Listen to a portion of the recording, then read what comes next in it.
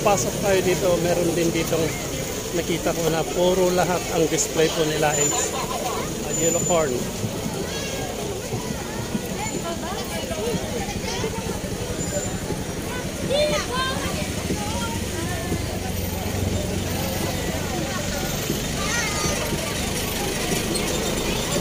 Napalibutan ko lahat ito ng yellow corn. At ito, fresh na papaya.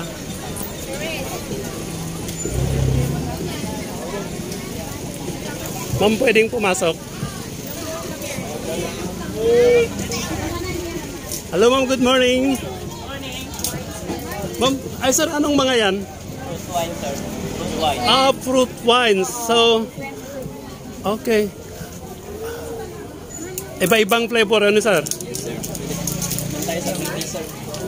Ah, puro, but fruit wine na native suka, ganun ba? Yes, sir. Ba't may native suka doon? Ah, fruit wine na pwedeng gawin. Ay, okay. So, bali, magkano ganito ang tinda po nila, sir? Saan galing yan, na-extract? Unas? Oh, yan, ang pinaka. Unas, ba't wala akong nakitang unas dito? Ay, sorry, sa loob ako. Oh, ang nila at kompleto nila ng anong klaseng wine dito sa Bantay. Kasi yung ginagawa nilang wine karamihan is galing po sa prutas. Ano po sir? Kasi yung prutas na yan ay tanim din po nila dito. Ano po sir? Ano naman itong pinaka coffee? Ay native na suka. Oh, siguro matapang na yan mga. Kasi ang suka, the more na tumatagal, the more na tumatapang. Ano yun ma'am? Ayun sir. Ano to? Galing din ito sa sa tubo. Ah, okay. Karamihan ang nakita. Well, ito yung bot lang ito na nakita ko na nakapalibot po dito ng ng yellow corn. Ano yung tanim din po ninyo dito? Ah, okay ah. O parang hybrid, sabihin na natin na hybrid. Yung karamihan dito is nila. Rambutan at saka lanchones ang makikita mo dito.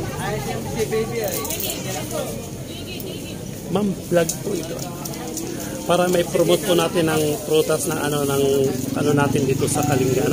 Ito yung YouTube niya para i-post po natin para ma-promote po natin ang Abantay na Fruit Festival. Ano po ma'am? Thank you.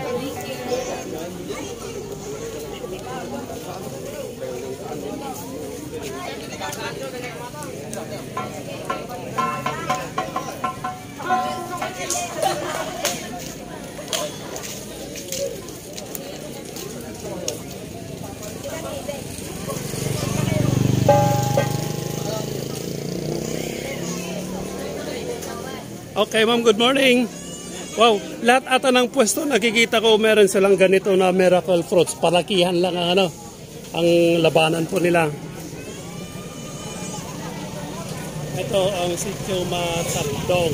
Oh, ang daming nila rito ah. Ba't ang daming klase? Ma'am, magkaiba ba ito tsaka yan? Yes, sir. Pero yung lasa parehas din. Parehas din na matamis. Parehas na matamis. Pero ito, tuklap. Ah, yan ang tuklap. Ito yung mulmul. Ano naman to yung yellow na to? Parehas din. Ah, yung ganon. Pero ang lasa parehas din. Yung tatlo na sinabi mo, alin dyan ang pinakamatamis or parehas lang? Ah, yung ganito. Wow.